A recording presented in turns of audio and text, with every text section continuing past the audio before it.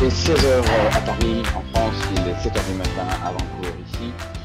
Le soleil se couche sur la France, il se rêve derrière moi sur la ville de Vancouver. Je vous souhaite la bienvenue. Bonjour à tous, bonjour à toutes. Merci de nous rejoindre pour cette troisième édition du webinaire, d'une série de webinaires qu'on a débuté il y a maintenant 3 semaines, les jeudis à la même heure. L'idée était de vous accompagner dans votre réflexion sur la possibilité ou pas de considérer le marché de la Colombie-Britannique comme un potentiel pour vous d'investissement. Pour mémoire, on a eu il y a 3 semaines un premier webinaire qui était consacré sur une description macro et microéconomique du Canada et de la Colombie-Britannique en particulier.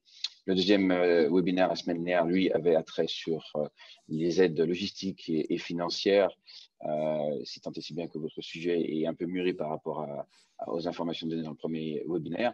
Ce troisième séminaire qui marque la fin de cette série, lui va avoir attrait principalement sur les différences culturelles. C'est une donnée importante sur la Colombie-Britannique, sur Vancouver en particulier.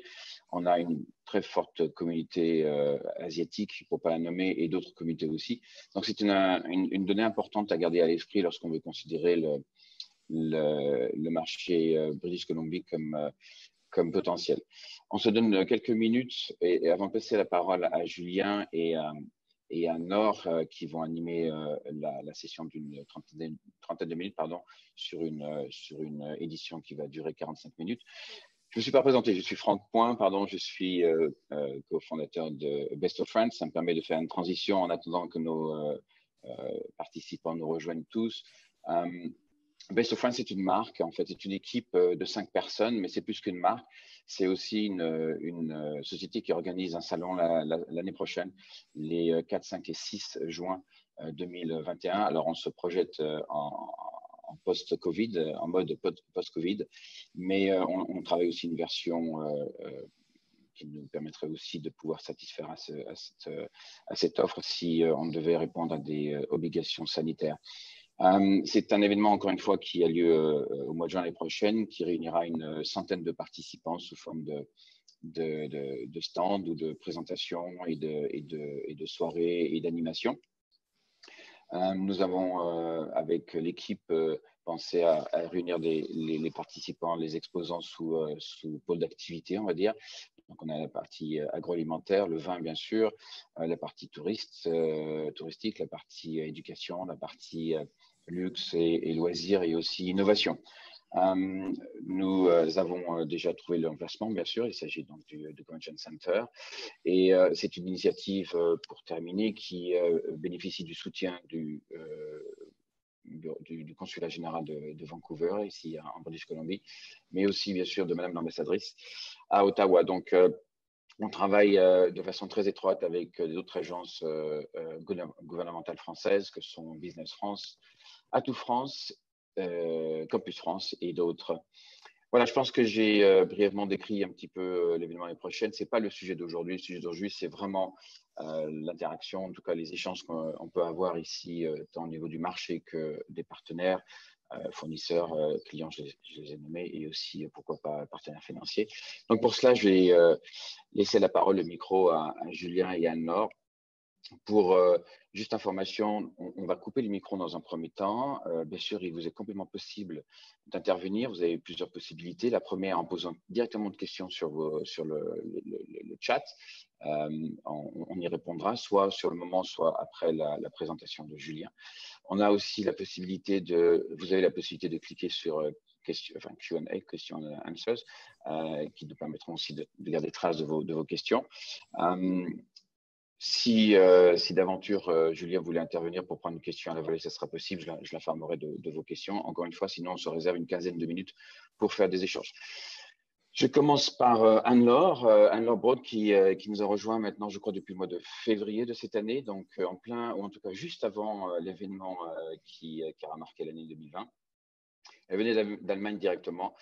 Anne-Laure est donc Head of Business Unit, donc on va dire directrice de centre de production, mais plus que cela, pour la fabrication de surgélateurs, industriels. Donc on comprend, c'est un milieu plutôt d'hommes, dans un environnement où, encore une fois, les employés qu'elle a amenés à avec lesquels amené à échanger sont de plusieurs nationalités, encore une fois, là aussi une prédominance asiatique, et qui est confronté à quelques situations où effectivement la différence de culture peut amener parfois à se poser des questions. Elle est aussi conseillère au commerce extérieur ici au Canada. C'est la seule conseillère au commerce extérieur ici sur le Grand Ouest canadien. Elle est aussi membre du Friends Executive Circle, qui est notre cercle d'affaires ici à Vancouver, un petit peu l'équivalent de la Chambre de commerce française, s'il y en avait une ici à Vancouver. Ensuite, et pour animer, on aura Julien Mingui, qui avec nous à Vancouver depuis à peu près 6 ans. Il est le cofondateur de Best of Friends. Donc, avec Julien, on travaille en permanence sur ce sujet. Il est à l'origine de la création de Canada Talents, qui est une association dont le but est de permettre d'intégrer les nouveaux immigrants sur la Colombie-Britannique, mais aussi sur l'Ontario. Il est à Vancouver depuis 6 ans, je le dis. Il a, dans son parcours professionnel, été amené à travailler en Australie et à Taïwan, donc aussi une forte expérience sur l'étranger, tout comme Anne-Laure qui, lorsque je dis tout à l'heure, nous a rejoint depuis Vancouver. En fait, elle quittait l'Allemagne à ce moment-là pour nous rejoindre là aussi, choc culturel. Je vais tout de suite laisser la parole à Julien et Anne-Laure. Je vous reprendrai par la suite et je vous souhaite une bonne présentation. Julien, je te laisse le micro. Parfait, merci Franck. Parfait, merci Franck. Merci à tous d'être là ce matin avec nous. Avant d'aller dans le détail de nos parcours et de revenir un peu sur ce que j'ai pu faire et ce que Anne-Laure a pu faire, je vais vous parler juste rapidement de Canada Talents. L'idée de Canada Talents, c'est de vous accompagner en tant que francophone à vous adapter à la différence culturelle au Canada.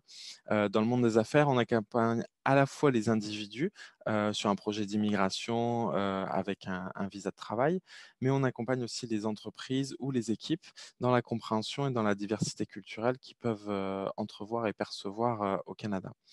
L'idée derrière, c'est nous croyons que la différence culturelle est un atout et apporte énormément de chance dans le monde où on est. Et donc l'idée, ce qu'on propose à Canada Talents, donc au travers de l'association, c'est de donner des conseils, de guider à travers une approche personnalisée. Nous avons développé des outils et du contenu par notre communauté et pour notre communauté de francophones. En quelques mots sur moi, pour revenir sur ce qu'a dit Franck, donc je suis le cofondateur de Canada Talents. Je suis ingénieur mécanique de formation.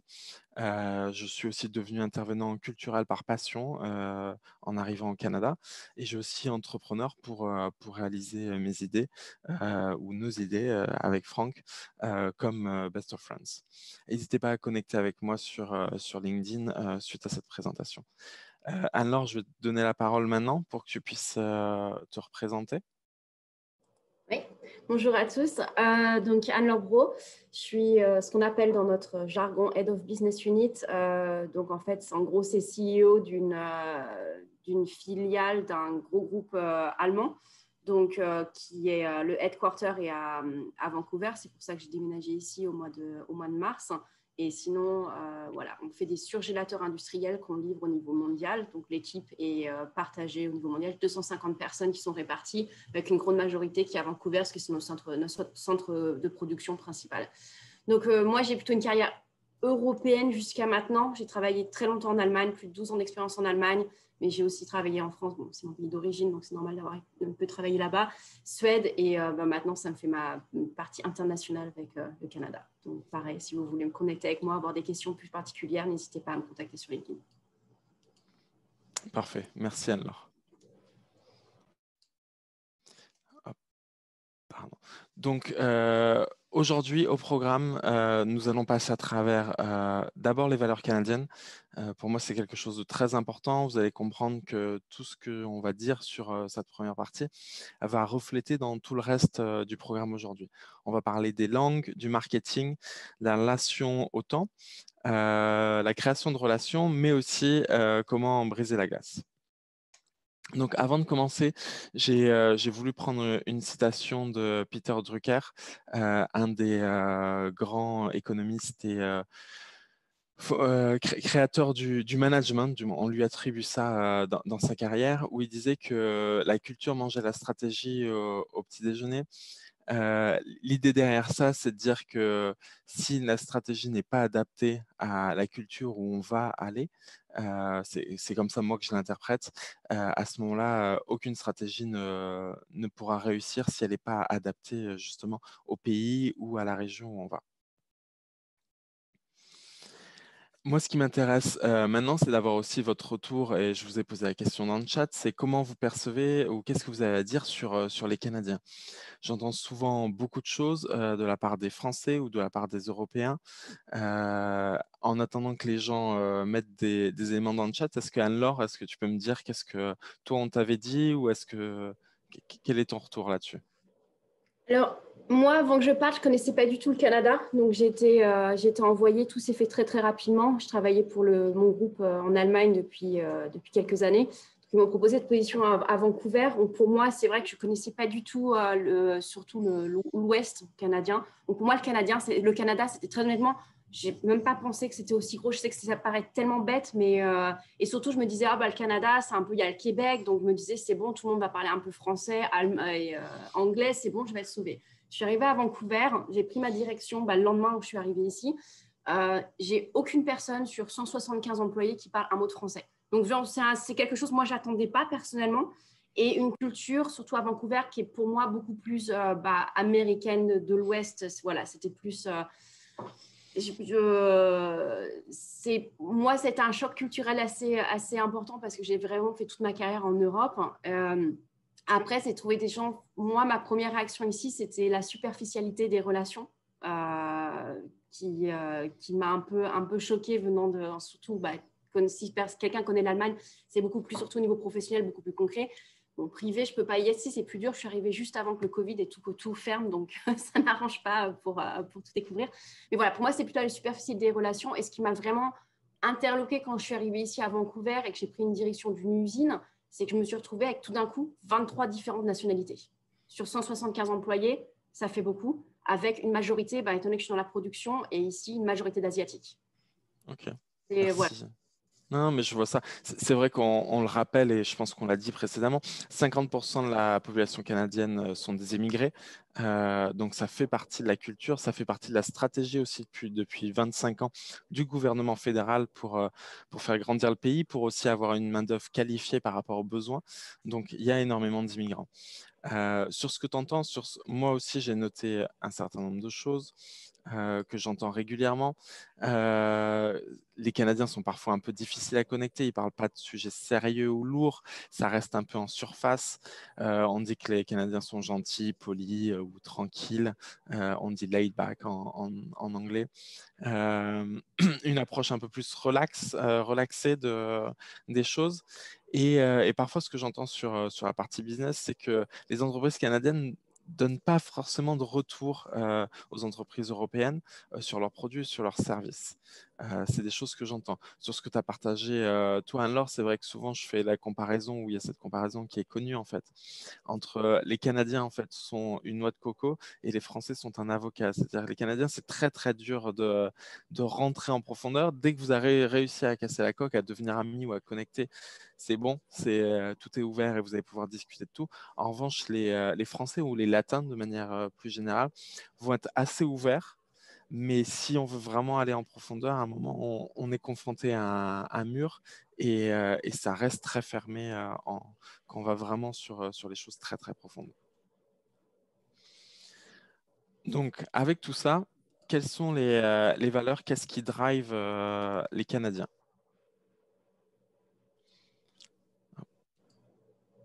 Excusez-moi, un petit problème. Ah, parfait. Donc, il y a plein de manières de voir les valeurs canadiennes. On pourrait faire la distinction avec les valeurs canadiennes francophones ou les valeurs canadiennes anglophones. En tant que Français ou que francophone ce matin, moi j'ai voulu me concentrer plutôt sur les valeurs canadiennes anglophones. Tout ce qui, si vous avez déjà eu l'opportunité d'aller au Québec ou de voir des choses qui étaient différentes de la France, tout ce qui est différent en fait vient de l'influence anglophone au Canada à travers les populations et à travers l'histoire. Donc derrière tout ça, il y a une vraie notion de respect. chez les Canadiens. Et avec cette notion de respect, en fait, on découvre 7 valeurs principales. Donc la première, la notion d'égalitarisme. Le Canada est très fier sur la zone, sur la scène nationale et sur la scène internationale, de défendre les valeurs d'égalité, d'équité, le rapport homme-femme dans le monde du travail, le respect des minorités, la défense des minorités LGBTQ2+, à l'international. Le Premier ministre, ou les premiers ministres depuis un peu plus de 20 ans, ont joué ce rôle de respect et d'égalité sur la scène internationale. Ensuite, il y a l'aspect communautaire qui reste important et qui reste très ancré chez les Canadiens. Typiquement, le Canada est le premier producteur, entre guillemets, de non-profit et de charity, donc d'organismes à but non lucratif. Le Canada est le premier pays qui détient des organismes de ce type-là. Plus de 59% des Canadiens vont faire du volontariat dans leur vie. Donc, ça reste quelque chose qui fait partie de la vie et on demande aux entreprises de jouer ce rôle aussi de redonner à la communauté et de participer à la vie communautaire. On le sait tous, les Canadiens sont très polis, toujours à s'excuser, même si c'est vous qui leur marchez sur les pieds. Donc, c'est souvent quelque chose qui fait sourire lorsque des visiteurs viennent au Canada, mais ça fait partie de tout ça. La ponctualité, on reviendra plus dans le détail sur la slide où on verra la notion du temps. Mais c'est vrai que les Canadiens ont une vision du temps qui est différente, qui est beaucoup plus britannique ou germanophone que nous, Français latins. Donc, ça reste un élément important et c'est un manque de respect si vous ne respectez pas leur vision de la ponctualité.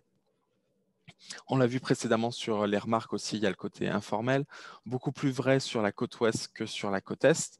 Mais c'est vrai qu'il y a ce côté où on profite un peu plus de la vie, où il y a peut-être un équilibre un peu plus grand, donc il y a cette informalité. Le sixième point, donc la sixième valeur, c'est l'harmonie, qui est vraiment très importante, qui conduit énormément de réactions et énormément de relations. Derrière l'harmonie, on crée en fait le besoin d'éviter tout conflit. Et vous allez le voir sur la suite. Et pour ceux qui ont eu l'opportunité déjà d'aller au Canada, c'est un élément très important. Et enfin, la conscience environnementale. Le Canada, par son histoire, par sa taille aussi et sa position géographique, a conscience que l'environnement et son environnement a été source de richesse et qu'il est nécessaire de le protéger dans une certaine mesure. On n'est pas nécessairement sur ce qu'on peut connaître en Europe en termes de respect de l'environnement. Parce qu'on est énormément influencé par aussi notre grand frère et gros frère les États-Unis. Mais il y a cette vraie notion environnementale. Sur ces 7 aspects, pardon, Anne-Laure, est-ce que toi, il y en a un qui vraiment te fait sourire ou un qui est vraiment important et que tu constates au quotidien? Pour moi, ça serait plus l'informalité des gens. C'est quelque chose, enfin, moi, quand je suis arrivée ici, venant du côté européen, qui est quand même assez très hiérarchique, etc. Ici, c'est pas du tout. Moi, je suis arrivée, tout le monde parle avec tout le monde. Il y a vraiment c'est vraiment beaucoup plus simple de s'intégrer au niveau professionnel, de créer quelque chose, par les contacts avec les personnes qui sont rendues beaucoup plus simples. Ok. Non, c'est vrai que j'en parle pas nécessairement là, mais au niveau de la hiérarchie, il n'y a pas du tout cette hiérarchie en pyramide qu'on peut connaître en Europe. Tout le monde est là pour participer à l'effort global et on peut discuter avec tout le monde. C'est un peu l'idée que la porte du bureau du PDG est toujours ouverte. C'est l'idée derrière. Mais en même temps, il y a un respect, moi, ce qui m'avait vraiment marqué ici, un respect total sur les personnes, sur la hiérarchie. Enfin, voilà, il n'y a pas de hiérarchie, mais il y a un respect quand même qui est assez impressionnant. Mais voilà, c'est un mélange de cultures, donc il faut vraiment faire attention à ça et respecter les autres cultures aussi par rapport à ça, et pas imposer sa propre culture. Oui, bien sûr. Donc, je vais Démarrer sur les langues, j'ai l'impression d'enfoncer une porte ouverte, mais je pense que c'est nécessaire là-dessus. Donc, le Canada connaît la dualité linguistique, donc le français et l'anglais sont les deux langues officielles. Ce qui ne veut pas dire qu'au niveau provincial, c'est aussi appliqué que ça. Certaines provinces reconnaissent les deux langues, certaines autres, en fait, n'ont que l'anglais comme langue officielle. Donc, vous allez voir un niveau de français, de présence du français en fait qui varie. On sait bien que le Québec, c'est là où il y a la plus grosse présence de français, mais le Nouveau-Brunswick est connu pour être la seule province complètement bilingue. Le Québec est plutôt français, le reste du Canada après est anglais et certaines provinces donc aussi reconnaissent le français et font l'effort. L'Ontario est aussi en réflexion pour intégrer typiquement dans tout son réseau de transport en commun des traductions en français, ce qui n'existe pas aujourd'hui malgré que ce soit la province la plus peuplée. Mais donc il y a aussi une réflexion là-dessus. Donc maintenant qu'on sait ça, il faut penser aussi au vocabulaire d'affaires. Sans parler des textes de loi qui doivent être sûrement adaptés, mais l'anglais que vous connaissez peut-être en Grande-Bretagne, que vous utilisez peut-être déjà pour vous développer, et pas nécessairement le même anglais que l'anglais que vous avez aux États-Unis.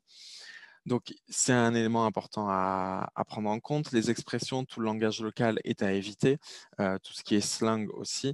On a tous, quand on vit dans un pays ou dans un environnement, on a tous tendance à prendre les expressions un peu de nos collègues, nos collaborateurs, mais c'est vraiment important de faire attention à ça. Et souvent, ce que je vois sur les francophones qui s'expriment en anglais, ils ont tendance à faire des phrases beaucoup trop longues et beaucoup trop complexes, comme on peut le faire en français, parce que la langue nous le permet. Et le français est une langue magnifique pour ça, avec beaucoup de nuances. Mais l'anglais est beaucoup plus direct et beaucoup plus simple. Donc, les phrases doivent être courtes, simples, quitte à faire beaucoup plus de phrases et quitte à reformuler, surtout si votre idée est complexe à la fin. Alors, tu as une anecdote là-dessus? Ouais, je confirme, c'est assez basique hein, quand même. Enfin, moi, pareil, je suis arrivée, j'ai mes concepts, là où je veux aller, etc. J'ai très vite compris qu'après après m'avoir écouté pendant 1 minute et demie, ils disconnectent. Donc, mes messages, c'est vraiment c'est du direct. Ils aiment le direct. Faut pas tourner autour du pot, faut pas. Enfin voilà, ils attendent ça et ils acceptent ça. Et moi, c'est ce que j'ai dû changer pas mal en arrivant ici. Ok. Julien, si je peux me permettre, on parlait effectivement de l'importance de la langue anglaise ici sur le Grand Ouest canadien. On a une question qui vient d'apparaître et qui peut être reliée un petit peu à cela aussi. Quelles seraient pour vous les différences culturelles entre l'Est et l'Ouest canadien? Donc, linguistique déjà, on les connaît. Est-ce que tu peux répondre sur ce sujet ou ça viendra plus tard dans ta présentation? Non, je peux répondre maintenant. Merci Franck pour la question. La grosse différence entre l'Ouest et l'Est, je dirais, c'est le côté décontracté et le rapport à la carrière. Alors, l'Ouest, ça dépend où on positionne déjà la barre de l'Ouest. Il y en a qui la positionnent avant l'Alberta, donc ils prennent l'Alberta et tout, et la Colombie-Britannique, donc à peu près, je ne vais pas dire au milieu, mais plutôt vers l'Ouest. Il y a des personnes qui posent au niveau des Rocheuses. Donc, il y a deux choses. On est très influencé par, on va dire, en Colombie-Britannique, on est très influencé par la Californie et par cette relation, en fait, autant à la nature qu'on a et que le reste du Canada n'a pas nécessairement. Donc, il y a ce côté vraiment plus décontracté et essayer de trouver un équilibre de vie. Typiquement, moi, je le vois beaucoup. Il y a beaucoup de gens qui finissent le travail en hiver, qui vont skier, parce qu'à Vancouver, on a l'opportunité quand même d'être à moins de 20 minutes de route de 3 stations de ski qui sont ouvertes la nuit. Hors Covid, je ne sais pas qu'est-ce qui va se passer cette année, mais voilà. Historiquement, ça fait partie la relation à la nature, la relation au cadre de vie en fait que Vancouver a. Vancouver est toujours dans le top 2 des meilleures villes à vivre au monde. À chaque fois, c'est soit Melbourne, soit Vancouver qui gagnent depuis des années. Je sais que Vienne aussi est dans le top 5. Donc, euh, donc ça, c'est le premier point. Sur l'Est, il y a une relation à la carrière qui est beaucoup plus importante. C'est des climats qui sont beaucoup plus durs. Et on retrouve en fait des personnes qui sont beaucoup plus motivées pour développer quelque chose. Donc, ils passent beaucoup plus de temps au travail. La finance à Toronto fait que les gens sont à Toronto pour la carrière, pas nécessairement pour la qualité de vie ou pour le cadre. Il y a quand même plus de culture, du moins il y a de la culture, mais ça fait partie un peu de la relation les relations et le mindset qui est différent, qui est beaucoup plus Est, finance, parce qu'on retrouve, quand on regarde en fait la carte, on a donc Toronto, je vais mettre un peu Montréal à part, mais on a Toronto, on a New York, on a Boston, on a Philadelphie, on a en fait des grandes villes qui sont drivées par de la finance, par des gros groupes. Et donc qui vont avoir une tendance à être beaucoup plus demandeurs sur leurs employés en termes de culture, beaucoup plus attentifs aux résultats.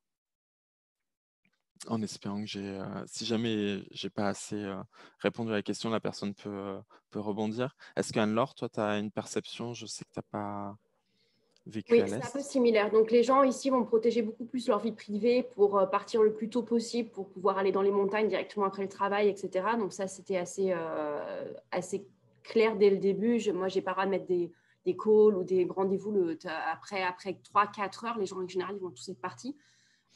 Et aussi, au niveau de la carrière, ce que j'ai remarqué, on a beaucoup de personnes qui restent 2 ans et qui partent, hein, qui font leur première. Voilà. Et j'ai posé la question en disant, mais pourtant, il y a beaucoup d'opportunités dans l'entreprise, etc. Mais les gens, ça ne les intéresse pas. Ils veulent essayer un peu plus de choses, etc. Donc, on voit ça vraiment très clairement. Tu as raison surtout les plus jeunes. Mhm. Donc ensuite, parlons un peu marketing. Et quand je parlais marketing, quand je parlais publicité, ça comprend publicité, c'est tout support qui permet de communiquer sur vos produits et vos services. Donc, ce n'est pas nécessairement que ce qui est à la télé ou en vidéo. Il y a une présence forte des marques en Amérique du Nord, Canada et États-Unis en même temps. Souvent, je prends l'exemple des sports américains qui ont été conçus et découpés pour maximiser le temps de pause et le temps de publicité. Un match de basket à chaque arrêt, en fait, il y a une publicité. Football américain, pareil. Baseball, il y a des breaks toutes les 2 minutes pour pouvoir passer des publicités, pour aussi pousser les gens à la consommation lorsqu'ils sont dans les stades. Donc, ça fait partie, c'est un des exemples, mais ça fait partie de la culture, ça fait partie des habitudes. Donc maintenant, quand on sait ça, il faut aussi se rappeler que les clients, surtout les Canadiens, cherchent en fait à savoir si la marque a un ancrage local, a un code éthique et a potentiellement en fait une référence de prestige, donc le Made in France. Pour vous qui n'êtes pas nécessairement encore au Canada, l'ancrage local peut être un peu compliqué à percevoir. Ce qu'il faut voir derrière, c'est l'ancrage local peut être relié à une valeur qu'on a vue précédemment, c'est l'aspect communautaire. Donc vous pouvez tout en n'étant pas nécessairement une entreprise canadienne ou basée au Canada, vous pouvez aussi jouer un rôle au niveau communautaire local pour montrer que vous vous impliquez et que vous jouez votre rôle dans la société en général. Dans le code éthique, on va retrouver tout ce qui est lié aux valeurs, comme on a vu, à l'égalitarisme, à l'opportunité en fait de donner les mêmes chances à tout le monde, quelle que soit leur religion, leur orientation sexuelle, leur minorité. Donc voilà, ça fait partie, c'est ce qui est écrit aussi dans le Charter of Rights au Canada, dans les notions d'emploi, où on a la même chance, quel que soit d'où on vient. Et donc, c'est aussi ce que les consommateurs vont vouloir regarder sur quel est le code éthique de l'entreprise. Et je souhaite juste préciser, quand je parle de publicité et de présence, tout ce qui est vente réglementée au Canada, donc on va parler alcool, cigarettes, médicaments et cannabis, parce que le cannabis est autorisé en vente au Canada. Tous ces produits-là, en fait, vont avoir aussi une réglementation spécifique sur les publicités. Et comparé à ce qu'on peut voir en Europe, où il y a un peu plus de nudité qui est visible sur les publicités, même si des fois, ce n'est pas toujours nécessaire. On va dire que les Nord-Américains, donc canadiens et américains, sont assez puritains et pudiques sur cet aspect-là. Et donc, au final, on se retrouve avec une approche qui est beaucoup plus directe, beaucoup plus forte, beaucoup plus concrète, ce qui veut dire que c'est peut-être à vous, lorsque vous voulez vous développer en Amérique du Nord, d'être un peu plus un peu plus direct, un peu plus imposant. C'est parfois un peu brouillon. Et pourquoi je vous dis cette dernière remarque, c'est aussi parce qu'on a parfois tendance à vouloir être perfectionniste et à pas vouloir se lancer tant que c'est pas parfait. Ici, il y a une culture de faire un essai, de recorriger, de recommencer. Ne pas réussir, en fait, c'est pas un problème, c'est juste un apprentissage. Donc, c'est une vision beaucoup plus fluide, en fait, du marché et de démarrer quelque chose. Donc, n'hésitez pas à utiliser ça aussi pour faire des essais et pour apprendre. Anne-Laure? Ouais, donc moi, ce que j'ai vraiment remarqué dans différence de culture, donc c'est vrai qu'en Europe, on a plutôt la peur de l'échec, donc on va vraiment attendre d'être parfait, d'avoir testé, d'avoir fait. Ici, pas du tout. C'est plutôt on essaie et on apprend de ses erreurs au fur et à mesure, etc., ce qui n'est pas du tout dans nos cultures européennes. Donc ça, c'est quelque chose qui est assez impressionnant ici et que bon, on devrait un peu apprendre par rapport à ça. Donc ça, c'est pas mal. Et surtout, moi, ce qui m'a, au niveau marketing, je suis d'accord avec l'ancrage local, etc. Nous, on est dans le B2B, donc business to business, donc on est moins dans ce type de marketing, on vend des machines, donc c'est moins sexy.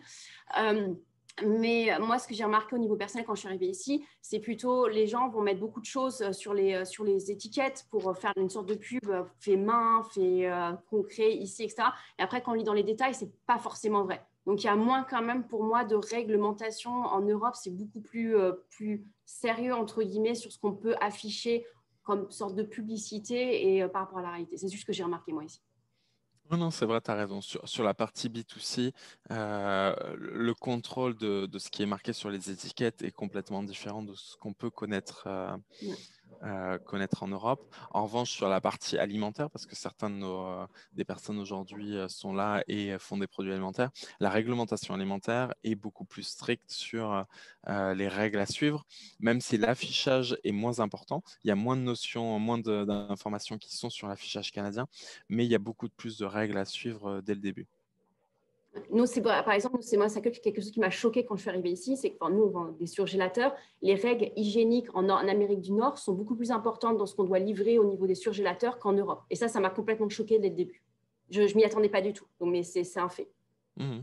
Non, c'est vrai qu'on voit une différence là-dessus. Donc ensuite, passons sur la relation au temps. Et c'est un sujet que j'aime bien et je vais vous poser des questions.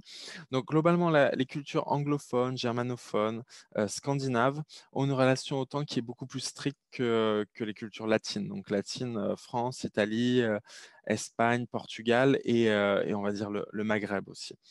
Mais néanmoins, maintenant qu'on sait ça, le non-respect en fait des deadlines et le non-respect du temps est un vrai manque de respect pour les Canadiens. Donc c'est à prendre en compte. L'autre élément important, c'est la relation avec les notions floues, les notions fluides en fait. Moins c'est défini pour eux, plus ça leur crée du stress parce qu'en fait, ils ont peur que derrière, ça crée un conflit. Donc, on revient sur l'élément qu'on avait vu au début, sur l'harmonie. Si les choses sont, on va dire, informelles mais claires, ils connaissent les limites, ils connaissent le cadre et donc ils peuvent jouer dans le cadre sans mettre en porte-à-faux leur interlocuteur en face. Donc, c'est vraiment un élément important. Donc, là, je ne vous dis pas vraiment comment les Canadiens perçoivent le temps. Et avant de vous répondre, j'aimerais bien que vous me dites comment vous percevez le temps. Je pourrais vous poser la question facilement de dire pour un meeting ce qui est à 14 heures, à quelle heure vous rentrez en salle et à quelle heure vous estimez que vous êtes en retard. Le problème de cette question, c'est que c'est souvent aussi lié à la culture de l'entreprise. Je préfère parler de votre propre culture et vous demander, imaginez que vous ayez un enfant, ou peut-être que vous avez un enfant, un adolescent, 15 ans, ou on va dire 16 ans, vous lui dites, faut rentrer à la maison à 10 heures. À partir de quand vous estimez qu'il est en retard? Répondez-moi dans le chat et je vais demander à Anne-Laure de me dire ce qu'elle en pense. Ouais, ici, c'est vrai que bon, par rapport au meeting et tout, nous, je pense que oui, ils sont tous vraiment à l'heure, même en avance. Si j'ai un tonneau, enfin, grande entreprise, il y a tout le monde qui va être là 10 minutes avant. Moi, j'arrivais toujours à l'heure précise. Donc, c'est quelque chose qu'il faut que je m'habitue. Sur la fluidité, oui, c'est quand c'est pas très clair. Moi, je l'ai remarqué ici, ce qu'on est en train de refaire complètement la stratégie d'entreprise. Basiquement, on fait un turnaround, donc tout est en changement actuellement. Et c'est vrai que ça a créé beaucoup de confusion et d'insécurité chez les gens parce qu'on a une vision à peu près, mais très, très long terme. et on n'a pas assez de steps. Je n'avais pas mis assez de steps très, très concrets pour les rassurer. Et ça, j'ai dû changer ma stratégie par rapport à ça. Moi, j'avais juste une vision long terme. Et j'ai vu que je les perdais, en fait, parce qu'ils avaient besoin de se rassurer sur des choses vraiment très, très concrètes. Moi, c'est ce que j'ai remarqué vraiment dans la culture ici. OK. Sur le chat, j'ai vu des réponses arriver. On me parle de 10h05, 10h10. Après, je ne sais pas d'où vous venez en termes de culture. Souvent, on remarque que les cultures latines ont tendance à descendre jusqu'à 10h15, 10h30, avec quelque chose de plutôt large, alors que les Allemands, les Japonais, les Scandinaves, ça va être, oui, 10h01, 10h, ou même dans certaines cultures, ça peut être 9h59, c'est-à-dire que 10h, en fait, c'est déjà en retard. Et donc, c'est très intéressant et on peut en parler longtemps. Il y a aussi derrière la question de quelle est la punition adéquate par minute de retard, en fait. À partir de quel moment on punit et comment. Et c'est toujours intéressant la notion de temps parce qu'on a l'impression qu'on a tous la même notion de temps et en fait, c'est complètement culturel. Dans certaines cultures d'Afrique, même, il n'y a pas de notion au temps comme nous, on connaît avec nos 24 heures. C'est une notion au temps liée aux intempéries, en fait dans des zones tropicales où il y a des grosses pluies, une grosse pluie par jour, en fait, les rendez-vous où l'organisation se fait avant ou après ce moment important de la journée. Donc, tout ça pour dire on va dire que en tant que latin, on est à entre 5 et 15 minutes reste acceptable de retard. En revanche, être à l'heure pour un Canadien, c'est être en retard. Donc, comme le disait Anne-Laure, globalement, un Canadien est là 10 minutes avant. Et ça veut dire être à l'heure. Donc, quand on prend les 10 minutes avant plus les 10 minutes de latin, en fait, on se retrouve à 20 minutes. Et donc, 20 minutes, ça commence à faire une grosse différence en termes d'attente. Le Canadien va être là, va espérer que vous êtes là, et vous allez arriver 10 minutes 10 minutes en retard en vous disant que vous êtes à l'heure. Donc, ça reste un point de détail, mais ça reste quand même très important sur la notion de respect, sur la compréhension culturelle des affaires. Alors, est-ce que tu veux rajouter quelque chose? Juste pour dire, au niveau business, c'est si vous arrivez en retard et que les gens ils attendent, c'est vous perdez de l'argent. Donc, ce cercle. Enfin, moi, je vois en production, quand je fais un tonneau, j'ai tous mes employés de production qui sortent de la production, j'ai intérêt à être à l'heure. Parce que sinon, c'est aussi une question d'argent. À chaque fois, c'est une minute. Voilà. Ça, c'est du business. Oui, oui. Oui, non, mais complètement. Mais même en négociation, en relation d'affaires, du moins, c'est ce le qui respect. compte. Oui, exactement. Pour eux, c'est du respect. C'est d'arriver en retard, c'est une marque de non-respect. Oui. Mais après, c'est un pli à prendre. Hein. On y arrive tous. Non, non, complètement. Et donc, justement, on a parlé de relation, de respect. Et donc, construire une relation avec les Canadiens va prendre du temps. Beaucoup plus de temps que, comme j'ai expliqué sur ma métaphore avec les noix de coco. Ça va prendre du temps de rentrer, mais par contre, dès que c'est fait, normalement, c'est quelque chose qui dure. Dès que la confiance est gagnée, c'est une confiance de long terme. Les Canadiens vont peut-être potentiellement suivre aussi les employés lorsqu'ils bougent d'entreprise. C'est une relation en fait humaine de confiance qui se crée. Ce qui aussi a pour conséquence que la pénétration du marché reste un peu plus dure, surtout si vous avez aucun élément de différenciation.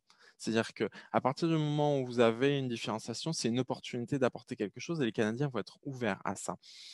Mais si vous proposez exactement la même chose que votre collègue qui est juste à côté et lui a déjà 20 ans de relation avec le fournisseur, ça va être compliqué. Donc, différenciation derrière, au-delà de la partie innovation, il peut aussi avoir la notion de prix, mais ça reste un élément important. Donc, comme j'ai dit, les Canadiens sont ouverts aux opportunités, mais aussi très pragmatiques. C'est-à-dire qu'une décision d'affaires pour faire une commande peut être prise très rapidement, ce qui ne veut pas dire que vous allez être capable de garder votre client pendant des années, mais si ça leur convient à l'instant T et si les conditions sont bonnes et si tout est aligné, ils vont prendre la décision rapidement. Ils vont aussi vouloir de votre part que vous soyez capable de réagir et d'avancer assez rapidement. Donc voilà, c'est ça qu'il faut savoir. Et la dernière chose, c'est se dire que les relations peuvent aussi changer vite, mais rarement sans signe précurseur. On n'est pas non plus dans une culture où d'un coup, ils coupent tous les ponts sans vous avoir donné des signes avant-coureurs. Quand on parle de signes avant-coureurs, et je vais faire une parenthèse là-dessus, c'est le retour négatif ou le retour d'amélioration d'un Canadien n'est pas du tout le même que on peut avoir en culture latine. Il va être beaucoup plus doux, beaucoup plus arrondi, avec dans la culture canadienne, il y a quelque chose qu'on appelle la méthode sandwich, en fait, qui est faire un compliment, faire un reproche, une remarque et faire un compliment. Et ça va être un peu la même chose qu'on va retrouver en entreprise, c'est-à-dire que la moindre petite chose à améliorer va être en fait perçue pas nécessairement aussi importante que ça en culture latine. Et pourtant, en fait, c'est une vraie chose qui est nécessaire que vous, en tant qu'entreprise, vous preniez du temps à améliorer et à prendre en compte. Alors, Je peux vraiment confirmer par rapport à ça, parce que étant dans le milieu industriel, donc l'optimisation, c'est quand même la règle de base, tout ce qui est lean, etc. Et ici, ce n'était pas du tout mis en place, ou c'était vraiment des petites discussions, mais on ne veut pas choquer les gens, on ne veut pas leur dire tu as fait une erreur. Donc, c'est ce qu'on a mis en place depuis que je suis là, donc ça fait maintenant 8 mois. On a mis, ça s'appelle pas, c'est pas du finger pointing de dire qu'il y a un problème, mais il faut le traiter. Et ça, c'est quelque chose qu'on est en train de changer un peu la culture de l'entreprise par rapport à ça. Et les règles du sandwich, oui, effectivement. Donc, moi, je suis très directe sur les feedbacks. Comme on l'a appris en Europe, c'est ce que j'ai ressenti, etc. Eux, ils le prennent directement. Au début, ils regardent, ils ne savent pas trop comment réagir, alors que c'est juste une vision, etc. Donc ça, c'est quelque chose à mettre en place avec eux. Et juste pour informer sur les relations avec les fournisseurs, etc., c'est effectivement le cas. Donc, il y a quand même une énorme confiance. Tout le monde va se plier en quatre pour réussir à tous les points, etc. Enfin, moi, je vois sur la différence entre nos fournisseurs canadiens et nos fournisseurs européens. Les Canadiens, même là, en période de Covid, on a vu, il y a quand même beaucoup de restrictions, beaucoup d'entreprises qui ont fermé, etc. Les Canadiens ont toujours réussi à nous livrer. Comment ils ont fait, je ne sais pas, mais on n'a jamais été en rade de quoi que ce soit. Alors que sur nos autres fournisseurs européens, on a eu énormément de soucis. Donc, je pense qu'il y a ce commitment, il y a plus, voilà, on veut faire plaisir à l'autre en même temps, mais aussi on dit des choses... quand ça ne va pas, on le ressent. Ok. Et le dernier point, parce que je vois aussi que le temps, et Franck me fait des signes, briser la glace, casser la glace. L'idée derrière ça, c'est de dire que lorsque vous allez faire des relations business, en Europe, globalement, on peut mélanger le moment business et le moment plaisir ou le moment social. Ça se fait beaucoup moins en Amérique du Nord, Canada et USA. L'idée, c'est que les négociations se font au travail ou dans un environnement qui est pour les négociations, et ensuite le moment social et le moment décontracté, se font au restaurant ou dans un café. C'est important de le savoir pour bien mettre, pour être sûr que la personne en face de vous soit dans les meilleures conditions pour pouvoir signer le contrat, pour pouvoir négocier. L'autre point qui est important sur cette négociation, c'est le début des entretiens reste assez sommaire. Les cultures latines ou d'Afrique du Nord sont beaucoup à demander comment va la famille, comment tu vas. Ça fait partie du rituel de négociation de demander comment personnellement les gens que tu connais et les gens auxquels tu tiens vont. En Asie, ça va être demander si tu as bien mangé, si c'est bien passé. Au Canada, ça va être vraiment, voilà, c'est quelques mots et on va vite, les Américains encore plus, vont vite aller sur le business. Comme on l'a vu précédemment, ils sont très pragmatiques. Donc pour eux, s'ils sont là pour signer, ils sont là pour signer. Ce qui ne veut pas dire qu'ensuite, après, ils ne vont pas prendre du temps à discuter avec vous dès que tout est signé et tout est réglé. Mais un élément important pour eux, et souvent ils sont curieux, les Canadiens, ils vont vous demander souvent pourquoi vous avez choisi le Canada, pourquoi le Canada vous intéresse, pourquoi Vancouver. Ça les intéresse beaucoup, mais ça va venir en second plan. Alors, sur tes expériences Je confirme. Ouais. Je confirme, c'est directement straight to the point. Il y a juste la question how are you et après straight to the point. Exactement. Qui est en fait une question de politesse. Ils ne Exactement, s'attendent pas vraiment. c'est pas intéressé, c'est juste. C'est ça. Non, voilà, c'est comment ça va. Si vous avez fait un vol, comment s'est passé le vol? Vous avez voyagé avec quelle compagnie? Hop, vous voulez un verre d'eau, un café? On s'assoit, on démarre en fait. Donc, voilà, c'est pas nécessairement ce qu'on a l'habitude pour nous en France ou dans le reste de l'Europe. Mais donc oui, c'est très direct. Et c'était tout pour moi et pour Anne-Laure. Et on va prendre des questions. Franck, si tu en vois ou si tu as des retours. Oui, on va commencer par ça. Merci d'abord, je vais vous remercier, même si la session n'est pas encore terminée et j'attends vos questions. On a déjà quelques-unes. Merci bien sûr Anne-Laure pour ton éclairage de ton expérience. C'est vrai que c'est intéressant d'avoir du vécu derrière ça. Je retiens Julien, on se connaît depuis quelques années. Maintenant, je ne connaissais pas la métaphore sur les noix de coco et l'avocat. Donc, je comprends mieux maintenant pourquoi mon fils me dit non, je ne peux pas être un avocat, mais je pense qu'on ne parle pas de la même chose tous les deux. Première question, est-ce que, donc on a bien compris, une société multiculturelle, y a-t-il du racisme? Est-ce qu'on a des communautés qui se rejoignent ou au contraire qui se mettent en opposition ou qui s'affrontent? Alors, je pense qu'aujourd'hui, il y a du racisme partout dans tous les pays, dans tout le monde entier. Néanmoins, vu que les Canadiens souhaitent créer une harmonie, il y a une sorte de statu quo qui fait que même si on ne se comprend pas, on évite de se le dire. Donc en plus, du moins, la question de racisme est complexe derrière. Les États-Unis ont un racisme systémique. Donc, leur construction fiscale, politique crée du racisme et crée des inégalités. Ce n'est pas du tout le cas au Canada. Il y a vraiment une notion où tout le monde peut réussir, tout le monde peut faire. Néanmoins, le fait d'avoir une aussi grosse immigration en termes de pourcentage sur les dernières années, fait que la population n'a pas le temps de s'adapter, n'a pas le temps nécessairement toujours de comprendre l'autre. Et le racisme vient en fait de l'incompréhension. Donc oui, il y a du racisme, mais ça reste quelque chose qui est à la marge, qui est assez rare, mais qui est existant pour moi. Moi, je le ressens dans le monde de l'entreprise, surtout dans la production très masculine, etc.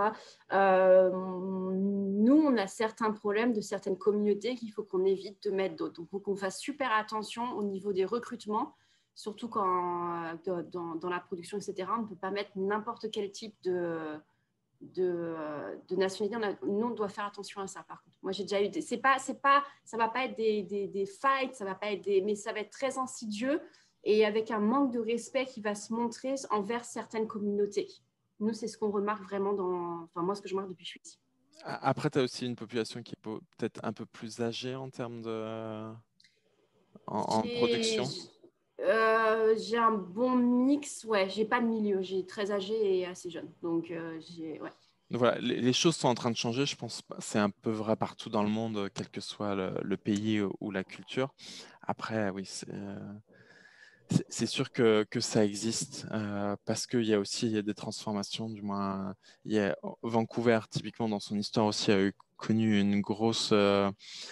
Beaucoup de personnes asiatiques sont venues au moment où Hong Kong, en fait, a perdu son identité britannique dans l'histoire. Et donc, beaucoup de gens sont venus et ont développé énormément Vancouver. Aussi, on fait fortune. Donc, ça a créé aussi une immigration importante et potentiellement des tensions et des jalousies. Voilà. Ça existe. Après, globalement, par rapport à ce que j'ai pu connaître en France, il y a quand même beaucoup moins de racisme ici que ce que j'ai connu en France. Ça, je suis d'accord. Merci. Il est 16h50 en France, 7h50 ici. On va se prendre une dernière question. On avait pris une session de 45 minutes, peut-être une dernière question. On enregistre toutes les autres questions et puis on reviendra par écrit vers vous. Il faut savoir, je ne l'ai pas précisé tout à l'heure, que cette session est enregistrée, donc elle sera aussi disponible. Si des choses qui vont échapper sur lesquelles vous voulez revenir, vous aurez la possibilité de télécharger la vidéo et de arrêter sur un point particulier. Une question alors, qui dépasse peut-être un petit peu le cadre du sujet d'aujourd'hui, mais qui peut être liée quelque part. Y a-t-il des gens par nationalité? La question exacte, quelles sont les relations entre les employés vis-à-vis de leur entreprise? Et je pense derrière ça, est-ce qu'il y a des communautés sur lesquelles on doit être attentif par rapport à la relation qu'ils ont eux vis-à-vis de l'entreprise? Je crois comprendre ça, leur implication, motivation, implication dans l'entreprise. Anne-Laure, peut-être. Tu as combien de nationalités dans ton centre 23. 23 nationalités. J'ai 23 différents. Donc, moi, ce que je ressens, ce n'est pas au niveau nationalité, c'est plutôt les jeunes qui vont… Il n'y a pas cette… Enfin, moi, je ne le ressens pas dans les jeunes, surtout cette fidélité au temps de l'entreprise. C'est normal de changer tous les 2 ans de travail et de changer aussi de boîtes, en fait. S'il n'y a pas même nous, dans un groupe international avec énormément de possibilités, les gens, ils aiment bien changer pour découvrir, etc., pour se créer, j'ai l'impression. Enfin, moi, c'est ce que je ressens ici. Même si on a une super opportunité, parfois, les gens préfèrent changer avec même un salaire inférieur juste pour avoir autre chose. Par contre, dans la génération plus âgée, j'ai un lien à l'entreprise qui est, les gens ne veulent même pas partir en retraite parce qu'ils se sentent responsables de l'entreprise, responsables du succès. C'est un mix. Donc, c'est vraiment, enfin, moi, je trouve ça beaucoup plus important ici de créer le lien à l'entreprise pour maintenir les gens qu'en Europe où les gens vont rester beaucoup plus long terme. C'est ce que j'ai remarqué. Après, moi, surtout en Allemagne, donc il y a plus de... Je suis d'accord avec toi sur plutôt l'aspect générationnel plutôt que l'aspect nationalité. Après, ce qu'on voit aussi sur un autre critère, c'est les immigrants de première génération aussi ont tendance à être beaucoup plus attachés à l'entreprise et beaucoup plus reconnaissants en fait aux opportunités qui leur sont données de pouvoir réussir et immigrer en fait dans un nouveau pays. Donc, c'est aussi peut-être potentiellement un aspect sur le recrutement où c'est un aspect à prendre en compte. Alors que la deuxième génération, la troisième génération vont plus être dans les standards classiques. Très bien. Ponctualité, c'est un sujet, on en a abordé de très importance et on a dépassé de presque 10 minutes. On va terminer cette session, on va remercier tout le monde. C'était donc le 3e épisode sur la série, donc saisir les opportunités d'affaires. Je voudrais en profiter pour rappeler à tout le monde qu'il est possible de télécharger une brochure qui vous permettra de mieux comprendre et qui reprendra un petit peu ces points-là, mieux comprendre l'aspect microéconomique sur la Colombie-Britannique. Le lien va apparaître dans quelques instants sur le chat. C'est une brochure qui a été donc faite par nous et qui reprend les points clés importants lorsqu'on veut considérer la Colombie-Britannique. On le sait, on l'a compris, c'est un marché qui est pas prioritaire lorsque depuis la France on pense au Canada, on plutôt s'intéresse au Québec. Mais il faut savoir qu'encore une fois, la Colombie-Britannique, c'est 5 millions d'habitants, c'est donc à peu près un marché de la taille de l'Irlande ou de la Norvège. Donc, même si la distance nous sépare, et encore une fois, avec l'accès direct Air France ou même Air Canada maintenant sur Vancouver depuis Paris, les choses sont beaucoup plus faciles. Il est intéressant de comprendre le marché de Colombie-Britannique lorsqu'on veut s'y attacher. Je voudrais vous remercier encore, Julien, Anne-Laure, énormément pour votre disponibilité aujourd'hui. Anne-Laure a commencé sa journée il y a 2 heures maintenant de cela. Donc, on va la laisser retourner à ses activités. On va remercier tous les attendees en anglais, toutes les personnes qui ont assisté les participants, merci Julien, à ce séminaire. On vous laisse derrière les images de Vancouver qui vient de se réveiller. Je pense que la nuit est tombée sur Paris, sur la France. Ici, on aura encore une fois un temps qui ne va pas faillir à la réputation de Vancouver sous la pluie, en tout cas sous la grisaille. On vous souhaite une très bonne fin de journée. On vous remercie. Restez attentifs. On va proposer d'autres webinaires qui seront peut-être plus thématiques sur le vin en particulier, sur l'éducation, sur le tourisme. Ils viendront d'ici la fin de l'année. On vous remercie encore pour votre participation. On vous souhaite une bonne fin de journée et on vous dit à très bientôt. Merci à tous. Au revoir. Merci à vous.